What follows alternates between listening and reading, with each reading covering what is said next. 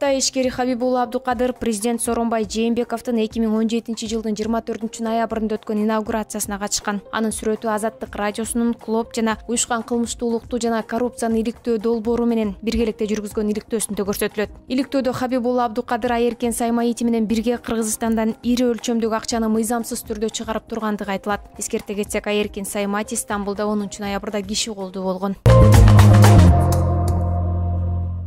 Ош шаарында жолдошунун башына арматура менен чаап өлтүргөн келин 1 айга камакка алынды. Бул тууралуу Ош шаардык ички иштер башкармалыгынын басма сөз кызматы билдирди. Тергөө учурунда 19 ноябрь күнү 23:30 чамасында 1991 жылы туулган аял 1973 жылы туулган жолдошун арматура менен башына 3 жолу чаап өлтүргөндүгү аныкталган. Шектүү жолдошуна кыркы сапарга узатып жаткан учурда камакка алынган. Жубайлар 6 жыл бирге жашап, 2 кыздуу болушкан. Ош шаардык соту кармалган келиндин баш коргоо чарасын 20 ноябрь күнү карап 1 айга камакка алуу тууралуу чечим чыгарган.